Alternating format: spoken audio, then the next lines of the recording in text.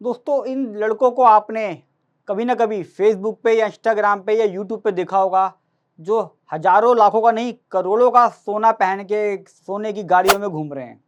दिमाग में क्वेश्चन आता है कि यार कितना सोना घर पे रख सकते हैं, कितना सोना पहन सकते हैं, सोना बेचने पे कितना टैक्स लगता है, खरीदने पर आईटीआर में कब दिखाना पड़ता है, उसकी कॉस्टिंग कैसे निकालते हैं।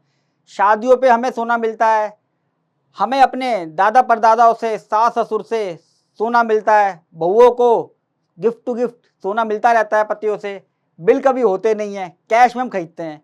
इन सबका रिकॉर्ड कैसे रखा जाए। इन लड़कों को देख के मुझे याद आई कि एक गोल्ड के ऊपर एक सीरीज बनानी चाहिए जिसके अंदर ये सारे कंसेप्ट कवर करूं। आज ये पहली वीडियो है, 3 वीडियो और है बड़ी इंपॉर्टेंट, वो भी देख लेना इस वीडियो को देखने के बाद। मैं बताता हूं, आज मैं आपको सिखा रहा हूं गोल्ड के ऊपर टैक्स कैसे लगता है, और हमारे पास बिल तो होते ही नहीं है, उसकी कॉस्ट कैसे लें। सबसे पहले बता दूं, 1972 के अंदर एक महाराजा का केस आया था, महाराजा का बहुत सारा उसने सोना चांदी बेच दिया। सरकार को लगा यार ये तो बेवकूफ बन गया। सरकार ने कहा ना ना, पर्सनल असेट्स से हटा के इसको टैक्स लगाओ, यानी कि पर्सनल असेट्स पे टैक्स नहीं होता। कार है, मोबाइल है, कई सारी चीजें मेरी पर्सनल होती हैं। सरकार ने कहा ना, ज्वेलरी पे टैक्स लगाओ। लॉन्ग टर्म, शॉर्ट टर्म, कौन सी ज्वेलरी की बात कर रहा हूँ ये भी बता दूं मैं। आज की डेट में मैं पेटीएम से 1 रुपये का गोल्ड भी खरीद लेता हूँ, ETF में भी ट्रेडिंग कर रहा हूँ। डिजिटल गोल्ड अलग है, बहुत सारे तरह गोल्ड हो गए हैं। यूट्यूब पे कोई भी प्रैक्टिकल वीडियो नहीं है दोस्तों, एक्ट खाते रहते हैं। यहाँ बताऊंगा प्रैक्टिकल, मेरे चैनल पे सिर्फ प्रैक्टिकल बात होगी। कौन सी बात कर रहा हूँ गोल्ड की मैं, एनी आइटम, चाहे कोई भी ज्वेलरी हो, ज्वेलरी के अंदर गोल्ड भी हो, सिल्वर भी हो, डायमंड भी हो, गोल्ड के ETF भी हो, कोई भी पीसेस स्टोन भी हो सकता है प्लेटिनम हो, पीसेस स्टोन हो, सेमी पीसेस स्टोन हो, ऑर्नामेंट्स हो, बहुत सारे हीरा पन्ना होता है ना, पन्ना हीरे मोती मैं ना चाहूं, बर्तन हो तो भी, भगवान को बेचने पे भी टैक्स लगेगा। भगवान से पैसे मांगते कि भगवान को जो बेचोगे उसके ऊपर भी टैक्स पे हो सकता है। आपके घर में सोने की गणेश की मूर्ति हो, चांदी की हो, आप कह रहे हो यार बहुत भगवान न करे कि सब दिन आया से मजबूरी में आपको बेचना पड़ गया, तब भी टैक्स पे करना पड़ेगा। बार हो, बार से मेरा मतलब गोल्ड बार, सिल्लिया गोल्ड की वो है, सारे है। चाहे आपके पास फिजिकल में हो, मतलब मैं ये बता रहा हूँ कि किसका ऊपर टैक्स पे करना ही करना है, जो कैलकुलेशन है सबके लिए सेम रहेगी। डिजिटल भी हो सकता है आपके पास, गिफ्ट में मिला हो तो भी, शादी पे मिला हो तो भी, और इनहेरिटेंस मिला हो तो भी। कई बार सास अपनी बहू को देती है, ले तेरे लिए रखा था, आज से तू इसकी मालकिन है। या 2 नंबर का हो तो भी। मैंने 2 नंबर क्यों लिखा है, हमारे पास बिल विल नहीं होते, मैं उनकी बात कर रहा हूँ। आप लोगों से 2 नंबर समझते हो, मेरे हिसाब से वो 2 नंबर नहीं है, 2 नंबर तो स्मगलिंग का होता है। तो इन सबके ऊपर जो मैं प्रोविजन समझाने जा रहा हूँ वो है। और दोस्तों मेरी सारी वीडियो प्रैक्टिकल होती हैं, तो प्लीज़ शेयर जरूर कीजिएगा अपने सर्कल में, लोगों को पता चल जाए। लोग ज्वेलरी बेच देते हैं, मकान खरीदते हैं, और ना आइडिया भी दिखाते ना उन्हें पता होता।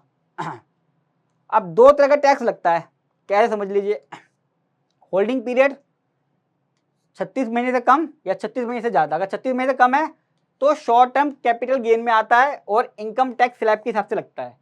यानी किसी ने अगर 5 लाख की ज्वेलरी बेची है, कॉस्टिंग माइनस करता हूँ उसमें से 1 लाख रुपए की, एग्जाम्पल के लिए 4 लाख आता है उसका, 4 लाख मेरा इनकम टैक्स स्लैब में ऐड होगा और टैक्स लग जाएगा। अगर 4 लाख 5 लाख तो माफ़ है, अगर कोई इनकम है नहीं तो कोई टैक्स नहीं लगेगा। 36 महीने से ऊपर बेचा तो लगेगा लॉन्ग टर्म कैपिटल गेन, फिर लगता है 20% का टैक्स विथ इंडेक्सेशन। अब आते एग्जाम्पल पे, यानी कि ये जब भी आप ज्वेलरी बेचो, ETF बेचो, चाहे वो बर्तन हो, चाहे भगवान की मूर्ति हो, चाहे वो गोल्ड बार हो, चाहे आपकी ज्वेलरी हो, सिल्वर हो, अंगूठी हो, डायमंड हो, स्टोन हो, सेमी स्टोन हो, प्लेटिनम हो, कुछ भी हो, आपको सबसे पहले ये चेक करना है। आपने चेक कर लिया कि मेरा पीरियड कौन सा था और शॉर्ट टर्म या लॉन्ग टर्म है।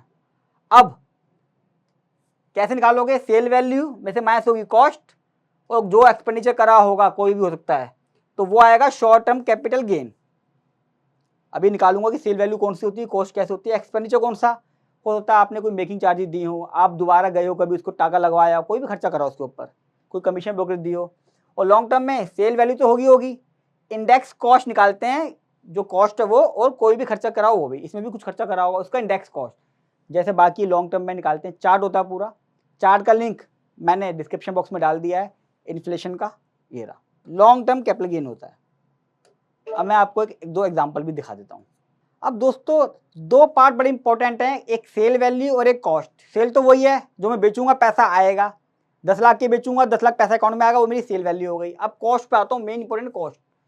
दो पार्ट में डिवाइड है। अगर 1/4 और 1 से पहले की ज्वेलरी है, गिफ्ट में मिली हुई है, साथ से आई हुई है, दादा परदादा लाई है, तो क्या करें, और 1/4 और 1 के बाद खरीदी तो क्या करें। अगर 1/4 और 1 से पहले की है, अगर 1960 के 70 के कोई फर्क नहीं पड़ता, आप फेयर मार्केट वैल्यू लो 1/4 और 1 की। अब सबसे इंपॉर्टेंट है कि फेयर मार्केट वैल्यू 1/4 और 1 की निकलेगी कैसे। 1/4 और 1 को रेट था 4,300 का गोल्ड का, 10 ग्राम का, 24 कैरेट का। आप एक रजिस्टर वाले के पास जाओ, ज्वेलरी वाले के पास, उससे कहो मुझे लिस्ट बना के दे दे, ये मेरी ज्वेलरी है, हार है, अंगूठी ये है, तगड़ा ये है, तगड़ी वगड़ी जो भी है, पायल ये है, पन्ना का ये है, कितने ग्राम का है, क्या है, वेट आ जाएगा, उसे मल्टीप्लाई कर दीजिए 1/4 और 1 के रेट से। डिस्क्रिप्शन बॉक्स में दे भी दिए हैं, स्क्रीन पे भी आपको दिख रहे होंगे।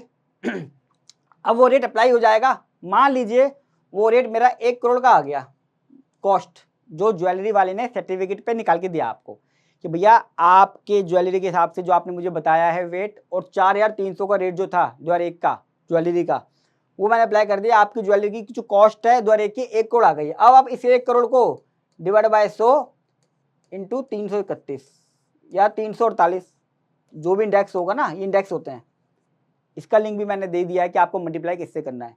आपकी कॉस्ट आ जाएगी निकल कर। जब कॉस्ट निकल कर आ जाएगी, फिर आप उसको सेल में से माइनस कर दीजिए, आपका टैक्स आ जाएगा। तो फेयर मार्केट वैल्यू ऐसे निकालनी है। मैंने देखा है लोग ऐसे लिखे जा रहे हैं कि फेयर मार्केट वैल्यू निकालनी कैसे, ही तो बताओ। ऐसे निकालनी है, रजिस्टर्ड इनकम टैक्स के अंदर वैल्यूअर जो होते हैं ज्वेलरी वाले, उनसे ही निकलवाइएगा। अब 1/4 और 1 के बाद के तो क्या होगा, अगर आपके पास एक्चुअल परचेज प्राइस है और बिल भी है, फिर तो बात ही खत्म है। 2003 का है, 4 का है, 5 का है, आपके पास बिल पड़े हुए हैं, उसमें इंडेक्स अप्लाई कर दीजिए, कॉस्ट पे ऊपर आपके पास आ जाएगी। सिंपल सा है। सेल्फ चार्ट अप्लाई भी कर सकते हो अगर आपके पास पेमेंट प्रूफ है। हो सकता है आपके पास बिल ही ना हो, लेकिन पेमेंट का प्रूफ है आपके पास बैंक से। आप उस साल में बिल नहीं है, कोई बात नहीं, आपने दिखा रहा ना, खरीदी तो है एक्चुअल में, बैंक से पेमेंट हुई हुई है। आप उस साल का चार्ट खुद अप्लाई कर दीजिए, इंडेक्स जो मैंने डिस्क्रिप्शन बॉक्स में दिया हुआ है। मान लीजिए आप कहते हो मैंने 2015 में एक ज्वेलरी ली थी, एक हार लिया था वाइफ के लिए, उसे बेच रहा हूँ मैं। 15 में बैंक स्टेटमेंट में आ भी रहा है, मेरे पास है भी, बिल नहीं है मेरे पास।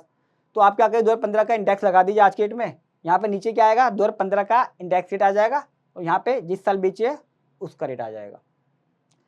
हो सकता है आपके पास बैंक का प्रूफ भी ना हो, आपके पास बिल भी ना हो, आपके पास कुछ भी नहीं, आप निठल्ले अलवेले से हैं, आपको पता नहीं ज्वेलरी कहाँ मिली है। कुछ शादी में आया, एक सेट हीरे का खिसका के चला गया किस्मत वाले से, तो क्या होगा। अब आप आइडिया लगाइए कि किस साल का था, एक आइडिया लगाना पड़ेगा आपको खुद। कैश विड्रॉल हुआ कि नहीं हुआ बैंक से, वो देखना पड़ेगा। ये मैं क्यों कह रहा हूँ बताऊंगा भी मैं। या पेमेंट देख लीजिए कि पेमेंट कभी है कि नहीं है, क्योंकि एस्टिमेट ईयर परचेज क्यों कह रहा हूँ। आप बोलोगे कि मैंने ये ज्वेलरी खरीदी थी 2018 में, इनकम टैक्स वाला आपके लास्ट 10 साल की आइटम निकाल सकता है, बैंक स्टेटमेंट निकाल सकता है, आपको नहीं मिलेगी। वेल टैक्स रिटर्न चेक कर सकता है। आपने बोल दिया ना मेरे पास 50 करोड़ की ज्वेलरी पड़ी हुई थी, वो बोलेगा आपने कब निकाली है, ये तो बता। तूने 50 करोड़ की ज्वेलरी इकट्ठी कर ली, कब इकट्ठी करी, तेरी वेल टैक्स रिटर्न में गया नहीं है। अब वेल टैक्स रिटर्न जाती है, लेकिन पहले तो थी 10 साल पहले, उसमें तो थी नहीं। तेरी बैंक स्टेटमेंट में नहीं आई 10 साल की, मैं तूने कब खरीद ली। तेरे 10 साल की आइटम में तेरी औकात नहीं थी, तूने कहाँ से खरीद ली, तो मैं तेरी ब्लैक मनी मानूंगा। तो ध्यान रखें, जब एस्टिमेट लगाएं तो थोड़ा सही से लगाएं, थोड़ा पीछे का लगाएं। साथ में क्या करें, ये बड़ा इंपॉर्टेंट है, जब मेरे पास बिल भी ना हो, मेरे पास पेमेंट प्रूफ भी ना हो, मेरे पास कैश विड्रॉल भी ना हो, आपने क्या करना है, एक रजिस्टर्ड वैल्यूअर को बुला के एक सर्टिफिकेट लेना है। सर्टिफिकेट में क्या होगा, सारी ज्वेलरी के नाम होंगे, उनका वेट होगा, टाइप ऑफ ज्वेलरी होगी, हार, रिंग, तगड़ी, पजेबे, और साथ में कुछ फोटोएं भी खींच लेना, रिपोर्ट में लगवा देना। जब आपकी वो बना देगा सारी रिपोर्ट, इसका मतलब आपके पास एक्चुअल में ज्वेलरी थी। ये बात मैं कर रहा हूँ उन लोगों के लिए जो ज्वेलरी के फर्जी बिल बेच के पैसा ले लेते हैं ज्वेलर से। मान लीजिए किसी के पास कैश पड़ा हुआ है, वो ज्वेलर के पास गया, उसने कहीं कैश ले ले, 5% और दे दे, मुझे ज्वेलरी की दिखा दे कि मैं ज्वेलरी बेची है। वहाँ पे आपको दिक्कत आएगी, डिपार्टमेंट को पकड़ लेगा। डिपार्टमेंट कहेगा तुम्हारे पास 50 लाख रुपए कहाँ से आया, 40 लाख रुपए कहाँ से आया, आपने कोई ज्वेलरी बेची है। उसने कहा तेरी तो औकात थी ज्वेलरी बेच देगी, तब आपका ये काम आएगा सर्टिफिकेट कि भाई मेरे पास एक्चुअल में ज्वेलरी थी, ये देख सर्टिफिकेट, वेट भी दिया हुआ है, सब कुछ है, फोटो भी है, तो मेरा ये फर्जी बिल नहीं है। वरना इनकम टैक्स डिपार्टमेंट क्या कहेगा, फर्जी बिल लिए हैं आपने ज्वेलरी के। जो सबसे ज़्यादा केस मेरे पास आ रहे हैं इस समय फर्जी ज्वेलरी के बिल के। उसमें कुछ ज्वेलरी असली भी होती है, कुछ नकली भी होती है। ज्वेलरी डिलीवर नहीं करी, सिर्फ मैंने बिल ले लिया, तो वहाँ दिक्कत आती है। तो ये जरूर काम करा लें अगर आप चाहते हो इनकम टैक्स के लफड़े से बच जाओ। और गिफ्ट में बोल तो आप बोलोगे भैया मेरे को 50 लाख की गिफ्ट मेरी सास दे गई थी, तो उसका ईयर और जो कॉस्ट है वो सास का ही काउंट होगा। आपकी सास ने आज आपको ज्वेलरी दी और आप बेचकर आ गए, लड़ाई झगड़ा चल रहा था, गुस्सा आ रहा था, सास बेच दिया आपने ज्वेलरी, जब सास ने खरीदी है तभी काउंट होगा, आपके हाथ से काउंट नहीं होगा। यानी कि लॉन्ग टर्म कैपिटल गेन ज़्यादातर आएगा इस केस में। तो ध्यान रखें, जब आपके पास बिल ना हो और जब आपके पास पेमेंट प्रूफ ना हो, रजिस्टर्ड वैल्यू के साथ किस तरह वेट लेना है, कुछ करना है, और हमेशा एक्सपर्ट की एडवाइस करने के बाद ही ज्वेलरी को बेचें। वीडियो कैसी लगी दोस्तों कमेंट बॉक्स में जरूर बताइएगा। और मेरे बाकी पार्ट जो है मैंने बनाए हैं, घर में कितना सोना रख सकते हैं, कैसे कैसे बहुत सारी चीज़ें और भी हैं पॉइंट इंपॉर्टेंट, वो मैं आपको बताऊंगा अगली वीडियो में। उसके लिए मेरे चैनल को सब्सक्राइब कर लें, बेल आइकन को जरूर ऑन कर लें, और जितना हो सके इसको शेयर कीजिएगा। ज्वेलरी को लेकर जो टैक्सेशन है वो लोगों को पता ही नहीं है कि रजिस्टर्ड वैल्यूअर कौन होते हैं, कॉस्ट कैसे निकाल लें, शादी पे ज्वेलरी का क्या करें, बहुत सारे सवालों के जवाब मैंने आपको आज की वीडियो में दिए हैं। तो जितना हो सके इसे व्हाट्सअप, फेसबुक सब जगह शेयर जरूर कीजिएगा। और कोई क्वेरी हो कमेंट बॉक्स में मेरे से पूछ लीजिएगा। गूगल ड्राइव के लिंक मैंने दे ही दिए हैं। मिलूंगा और ज्वेलरी वाली टैक्सेशन की वीडियो लेके, तब तक के लिए नमस्कार।